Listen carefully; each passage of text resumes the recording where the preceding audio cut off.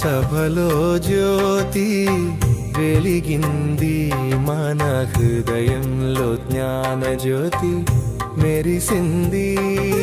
బాపుదాద ప్రేమ కిరణాలతో మాయ చీకట్లు తొలగిపోయాయి.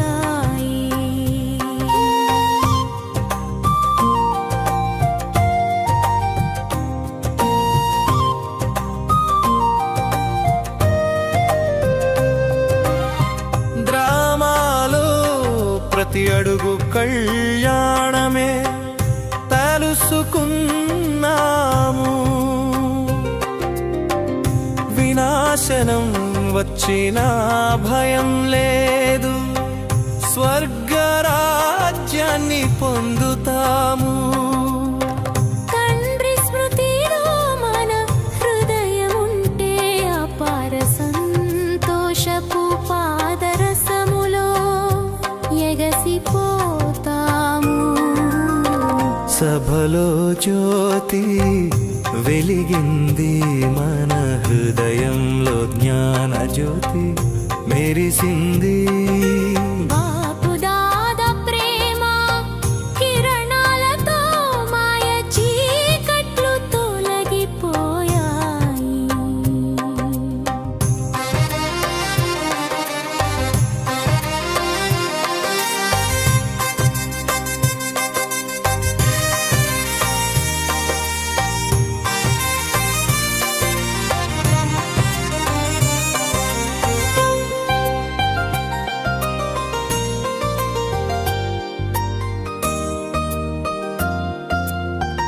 గోప గోపికలమై గోపీ వల్లభుని తోడై ప్రేమలో మునిగే భాగ్యమును పొందాము. సోదరి సోదరులమని స్మృతి జ్వాల జ్వలించి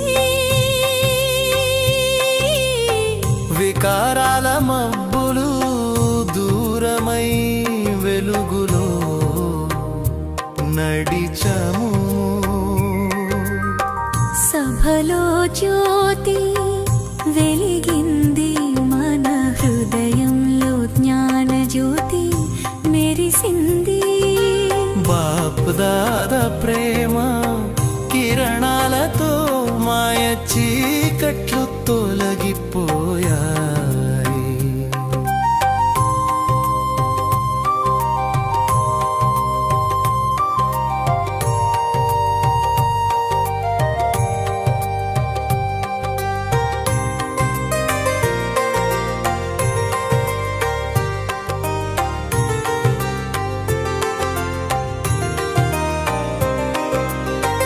నోటి మాటలకే కాదు మనసుతో సేవ చేసాము. నిస్వార్థ తపస్సులమై యోగయుక్తులమై నిలిచాము. నిరాకార తండ్రిని హృదయ నేత్రంతో చూసి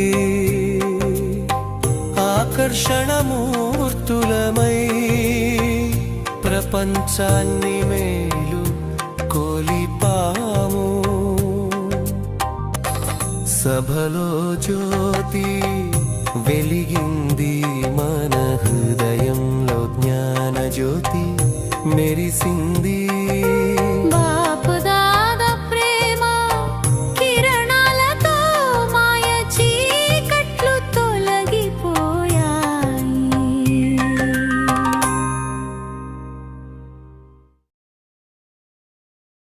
ఓం శాంతి. మురళీ డేట్ 23/2/2026. మధురమైన పిల్లలారా, ఈ సంగమ యుగము ఎక్కే కళలో వెళ్ళే యుగము. ఇందులో సర్వులకు మేలు జరుగుతుంది. అందుకే మీ ఎక్కే కళలోనే సర్వులకు మేలు కలుగుతుందని చడితీ కళ తేరే బాన్ సర్వకా బల అని అంటారు. ప్రశ్న: బాబా బ్రాహ్మణ పిల్లలందరికీ చాలా చాలా అభినందనలు తెలుపుతారు. ఎందుకు? జవాబు: ఎందుకంటే బాబా అంటున్నారు, నా పిల్లలు మీరు మనుషుల నుండి దేవతలుగా అవుతారు. ఇప్పుడు మీరు రావణ సంకెళ్ళ నుండి విడుదలై స్వర్గ రాజ్యాధికారం పొందుతారు. గౌరవపూర్వకంగా ఉత్తీర్ణులవుతారు. నేను రాజుగా అవ్వను. అందుకే బాబా మీకు చాలా చాలా అభినందనలు తెలుపుతారు. ఆత్మలు మీరు గాలిపటాలు. మీ దారాలు నా చేతిలో ఉన్నాయి. నేను మిమ్మల్ని స్వర్గానికి యజమానులుగా తయారు చేస్తాను. పాట చివరికి ఆ రోజు రానే వచ్చింది. ఓం శాంతి. అమరకథను వినిపిస్తున్నది ఎవరు? అమరకథ అనండి, సత్యనారాయణ కథ అనండి, తీర్చరీ కథ అనండి, మూడు ముఖ్యమైనవే. ఇప్పుడు మీరు ఎవరి ముందు కూర్చొని ఉన్నారు? మీకు వినిపిస్తున్నదెవరు? బ్రహ్మ కూడా చాలా సత్సంగాలు చేశారు. అక్కడైతే మనుషులు కనిపిస్తారు, ఫలానా సన్యాసి కథ వినిపిస్తారని అంటారు. శివానందుడు వినిపిస్తాడని అంటారు. భారతదేశంలో అనేక సత్సంగాలు ఉన్నాయి. సందు సందులో ఒక సత్సంగం ఉంది.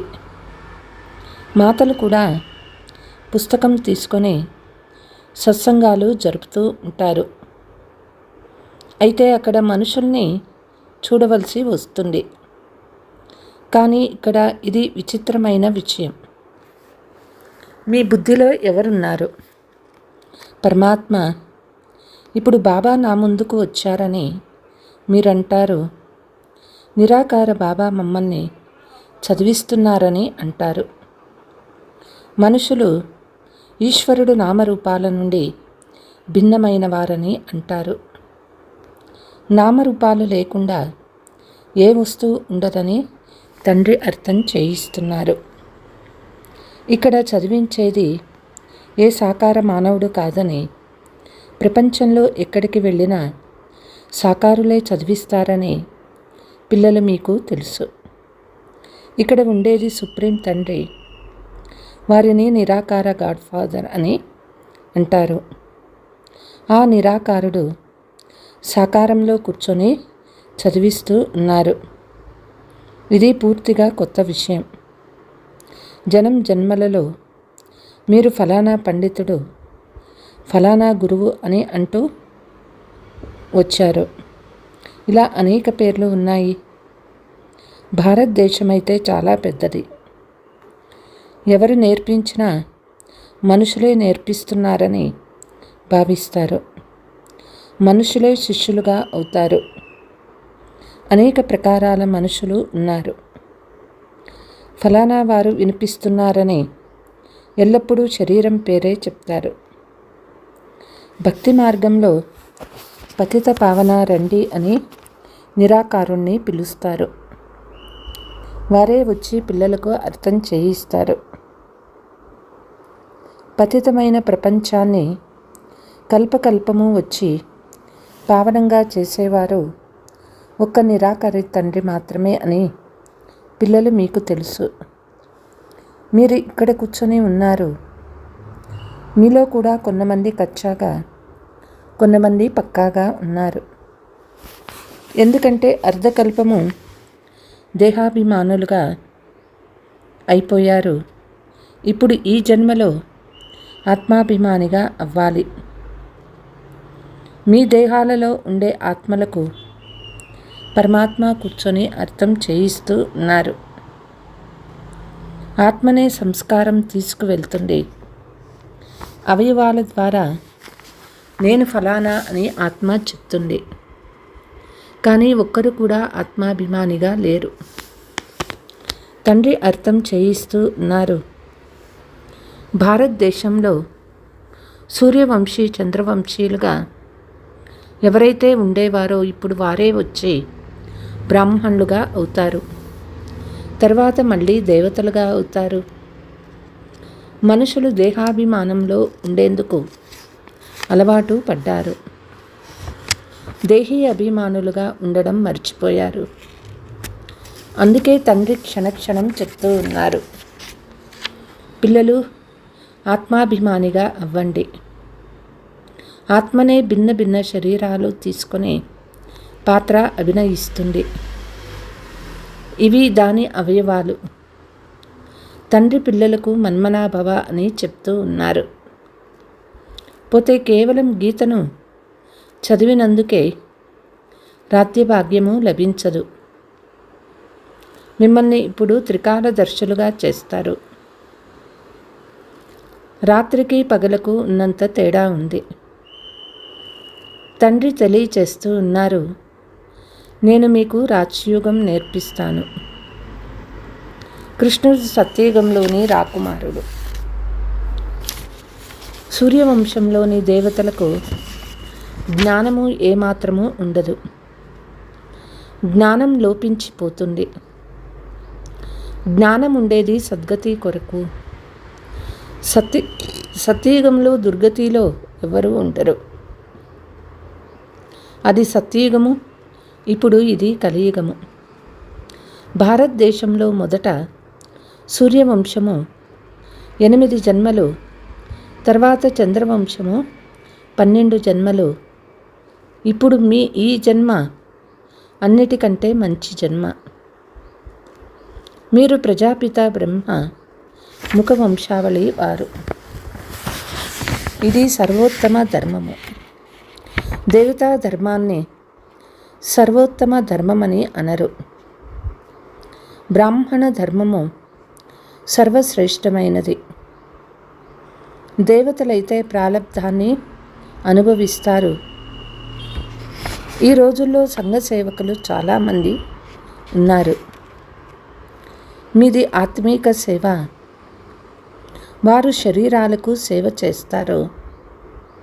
ఆత్మలకు సేవ ఒక్కసారి మాత్రమే జరుగుతుంది. ఇంతకుముందు ఈ సంఘ సేవకులు మొదలైన వారు లేరు. రాజారాణుల రాజ్యపాలన చేసేవారు. సత్యయుగంలో దేవీ దేవతలు ఉండేవారు. మీరే పూజ్యులుగా ఉండేవారు. తర్వాత పూజారులుగా అయ్యారు. లక్ష్మీనారాయణులు ద్వాపర యుగంలో వామ మార్గంలోకి వెళ్ళినప్పుడు మందిరాలను నిర్మిస్తారు. మొట్టమొదట శివుని మందిరాన్ని నిర్మిస్తారు. వారు సర్వులకి సద్గతి దాత. అందుకే వారికి పూజలు తప్పకుండా జరుగుతాయి. ఆత్మలను నిర్వికారిగా చేసింది శివబాబాయే. ఆ తర్వాత దేవతలకు పూజ జరుగుతుంది. మీరే పూజ్యులుగా ఉండేవారు. మళ్ళీ మీరే పూజారులుగా అయ్యారు. చక్రాన్ని స్మృతి చేస్తూ ఉండమని బాబా తెలిపించారు. మెట్లు దిగుతూ దిగుతూ ఒక్కసారిగా నేలపై వచ్చి పడ్డారు. ఇప్పుడు మీది ఉన్నతమయ్యే కళ. మీరు ఉన్నతి అయితే అందరికీ మేలు జరుగుతుందని అంటారు. ప్రపంచంలోని మనుషులందరూ కళలను ఇప్పుడు ఉన్నతంగా చేస్తాను. పతిత పావనుడు వచ్చి అందరినీ పావనంగా చేస్తారు. సత్యయుగం ఉన్నప్పుడు ఎక్కే కళ ఉంది. మిగిలిన ఆత్మలన్నీ ముక్తిధామంలో ఉండేవి. ఇప్పుడు తండ్రి కూర్చొని అర్థం చేయిస్తారు. మధురాతి మధురమైన పిల్లలు, నేను భారతదేశంలోనే జన్మిస్తాను. శివబాబా వచ్చారనే మహిమ ఉన్నది. ఇప్పుడు వారు మళ్ళీ వచ్చారు. దీనిని రాజస్వ అశ్వమేధ అవినాశి రుద్ర జ్ఞాన యజ్ఞమని అంటారు. స్వరాజ్యాన్ని పొందేందుకు యజ్ఞము రచింపబడింది. విఘ్నాలు కూడా వచ్చాయి. ఇప్పుడు కూడా వస్తూ ఉన్నాయి. మాతలపై అత్యాచారాలు జరుగుతాయి. బాబా మమ్మల్ని మీరు వివస్త్రులుగా చేస్తున్నారని అంటారు. వీరు మమ్మల్ని వదిలిపెట్టడం లేదు, మమ్మల్ని రక్షించండి బాబా అని అంటారు. ద్రౌపది రక్షింపబడినట్లు చూపిస్తారు. ఇప్పుడు మీరు 21 జన్మలకు అనంతమైన తండ్రి నుండి వారసత్వం తీసుకునేందుకు వచ్చారు. స్మృతి యాత్రలో ఉంటూ స్వయాన్ని పవిత్రంగా చేసుకుంటారు. వికారాలకు వశమైతే సమాప్తమవుతారు, ఒక్కసారిగా కింద పడతారు. అందుకే తండ్రి అంటూ ఉన్నారు, తప్పక పవిత్రంగా ఉండాలి. కల్ప క్రితం ఎవరు అయ్యారో వారే పవిత్ర ప్రతిజ్ఞ చేస్తారు. కొంతమంది పవిత్రంగా ఉండగలరు, కొంతమంది పవిత్రంగా ఉండలేరు. ముఖ్యమైన విషయం స్మృతి. స్మృతి చేస్తూ పవిత్రంగా ఉండి స్వదర్శన చక్రం తిప్పుతూ ఉంటే మళ్ళీ ఉన్నత పదవి పొందవచ్చు. విష్ణు యొక్క 2 రూపాలు రాజ్యపాలన చేస్తారు కదా, కానీ విష్ణువుకు ఇచ్చిన శంకు చక్రాలు దేవతలకు లేవు, లక్ష్మీనారాయణులకు కూడా లేవు. విష్ణువు సూక్ష్మవతనంలో ఉంటాడు, అతనికి చక్ర జ్ఞానము అవసరమే లేదు. అక్కడ చలనం మాత్రం ఉంటుంది. మనం శాంతిధామంలో ఉండేవారమని ఇప్పుడు మీకు తెలుసు. అది నిరాకార ప్రపంచము. ఆత్మ అంటే ఏమిటో కూడా మనుషులకు తెలియదు. ఆత్మనే పరమాత్మ అని అంటారు. ఆత్మ ఒక ప్రకాశించే నక్షత్రమని, భృకుటి మధ్యలో ఉంటుందని అంటారు. కళ్ళతో ఆత్మని చూడలేము. ఎవరు ఎంత ప్రయత్నించినా అద్దాల పెట్టెలో పెట్టి ఆత్మ ఎలా పోతుంది చూడాలని ప్రయత్నించినా ఎవ్వరికీ కనిపించదు. దివ్య దృష్టి లేకుంటే దానిని చూడలేరు. భక్తి మార్గంలో చాలామందికి సాక్షాత్కారం అవుతుంది. అర్జునుడికి అఖండ జ్యోతి సాక్షాత్కారమైనట్లు రాశారు. నేను సహించలేను అని అర్జునుడు అంటాడు. తండ్రి అర్థం చేయిస్తూ ఉన్నారు, నిజానికి నేను అంత తేజోమయం కాదు. ఆత్మ వచ్చి శరీరంలో ప్రవేశం చేసినప్పుడు ఎవరికీ తెలియదు. ఇప్పుడు బాబా ప్రవేశించి మాట్లాడుతూ ఉన్నారు. మీకు తెలుసు, ఆత్మనే వచ్చి మాట్లాడుతుంది. ఇదంతా డ్రామాలో నిశ్చయమై ఉంది. ఇందులో ఎవరి శక్తి లేదు. ఆత్మ శరీరాన్ని వదిలి వెళ్ళదు. ఇది కేవలం సాక్షాత్కార విషయము. అద్భుతమైన విషయాలు కదా. తండ్రి అంటూ ఉన్నారు, నేను కూడా సాధారణ శరీరంలోకి వస్తాను. ఆత్మను పిలుస్తారు కదా. పూర్వము ఆత్మను పిలిచి వాళ్ళని ప్రశ్నించేవారు. ఇప్పుడు తమో ప్రధానమైపోయారు. పతితుల్ని పావనంగా చేసేందుకు తండ్రి వస్తారు. 84 జన్మలు అని కూడా చెప్తూ ఉన్నారు.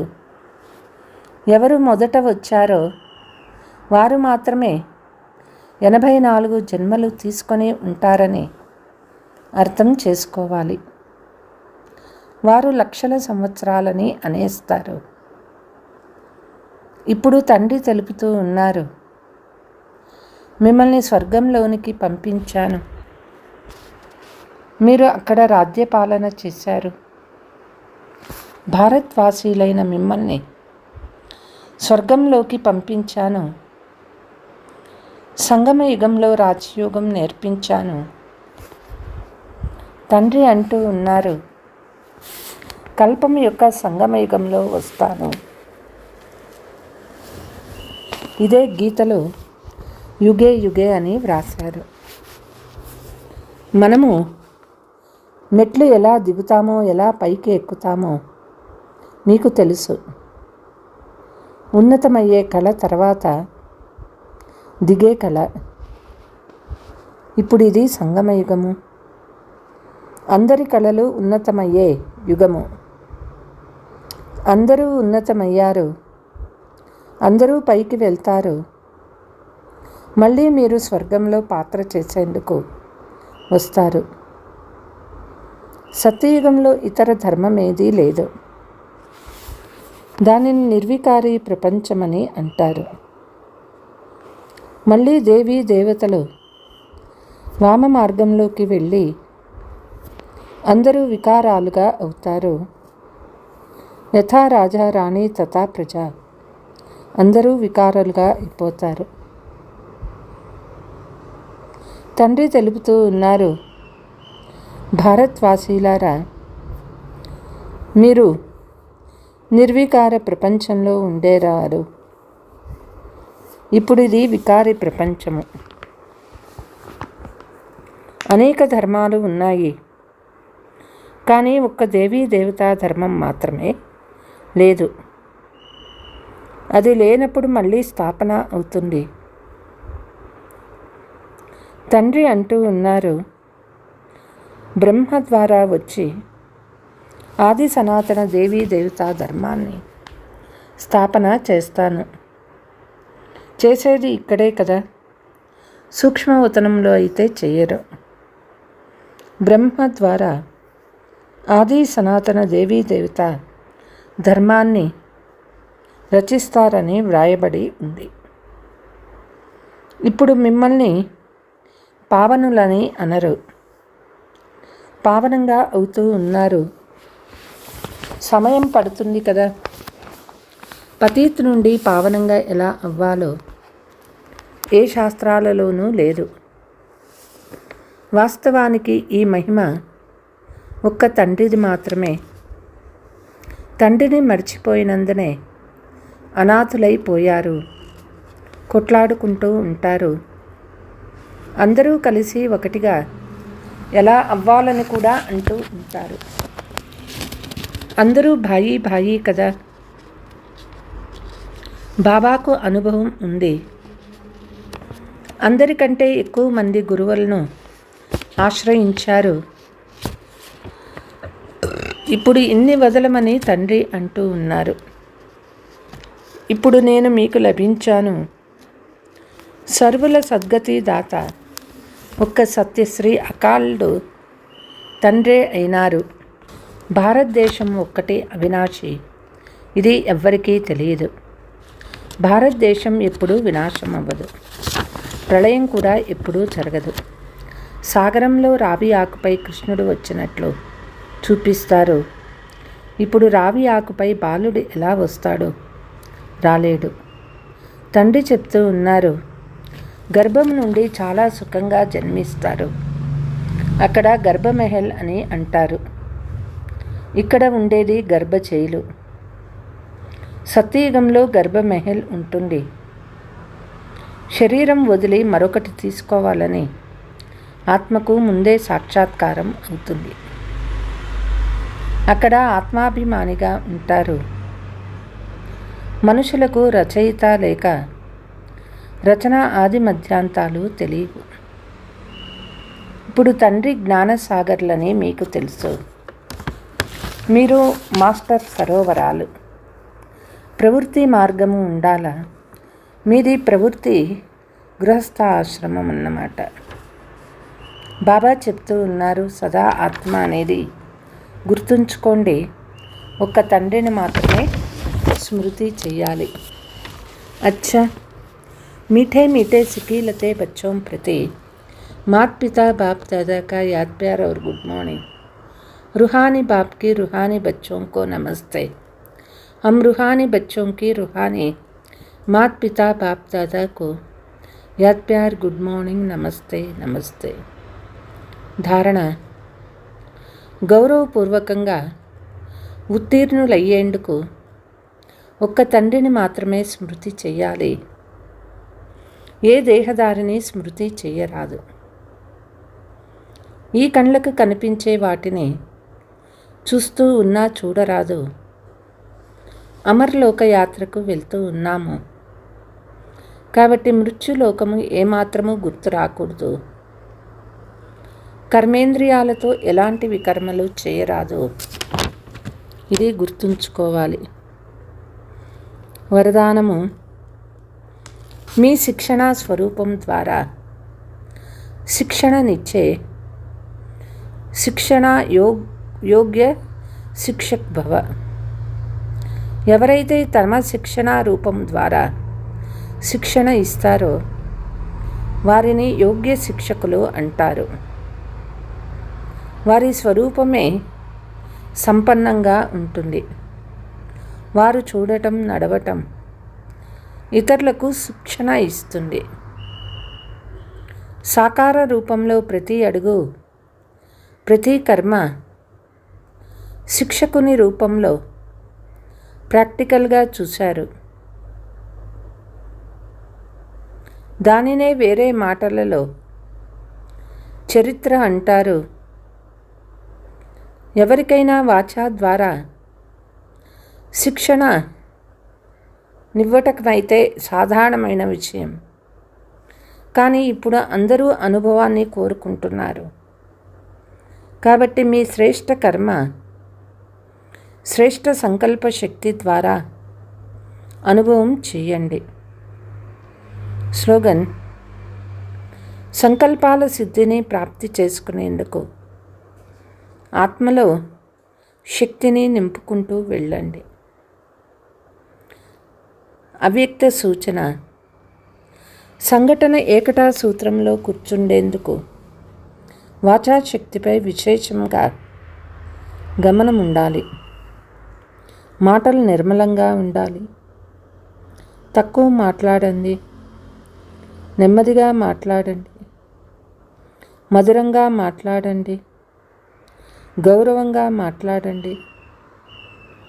ఇప్పటి వరకు మాటలు సాధారణమే ఉన్నాయి. మాటలు అలౌకికంగా ఉండాలి. ఫరిస్తా మాటల వలె ఉండాలి. ప్రతి మాట మధురంగా ఉండాలి. ఇప్పుడు ఈ విషయాన్ని అండర్లైన్ చేసుకుంటే ప్రత్యక్షత అవుతుంది. అచ్చా. ఓం శాంతి.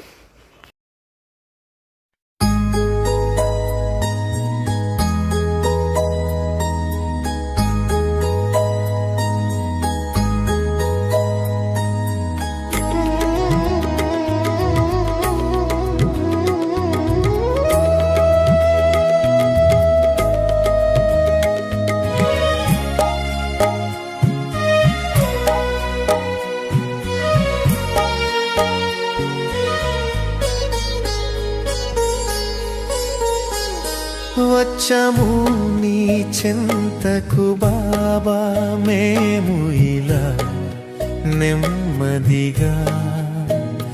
వచ్చాము నీ చెంతకు బాబా, మేము ఇలా నెమ్మదిగా. సాగరంలో నదులు కలిసేలా నెమ్మదిగా కలిసేలా, నెమ్మదిగా కలిసేలా. వచ్చాము నీ చెంతకు బాబా, మేము ఇలా నెమ్మదిగా.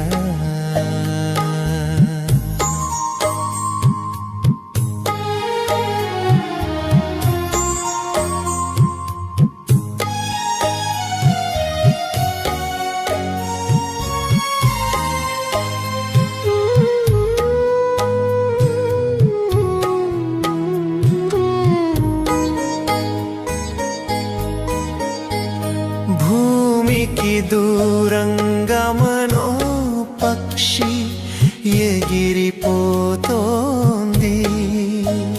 జీవించే కళను బాబా మాకు ఇలా నేర్పారు.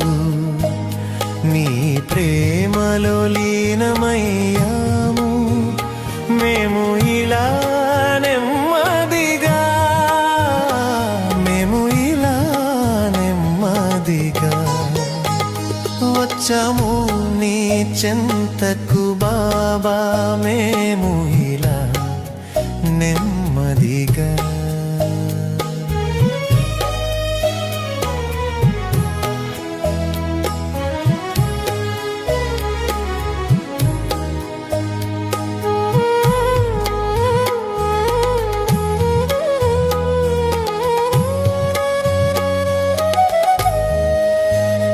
హృదయంలో నిలిపి మమ్మల్ని సుగుణాలతో నింపావు. హృదయంలో నిలిపి మమ్మల్ని సుగుణాలతో నింపావు. జన్మ జన్మల కోరికలను నెరవేర్చావు. నీ జ్ఞాపకాలలో లీనమయ్యాము. మేము ఇలా నెమ్మదిగా, మేము ఇలా నెమ్మదిగా వచ్చాము నీ చెంతకు బాబా మేము ఇలా నెమ్మదిగా.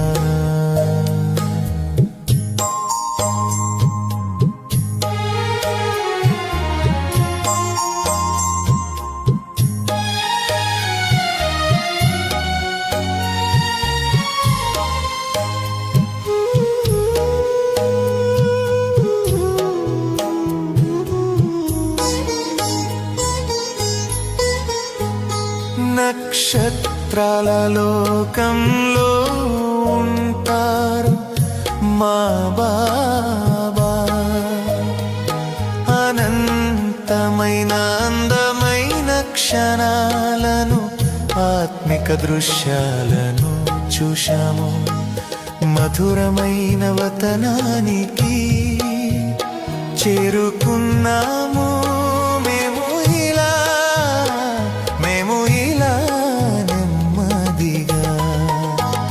వచ్చాము నీ చెంతకు బాబా మేము ఇలా నెమ్మదిగా.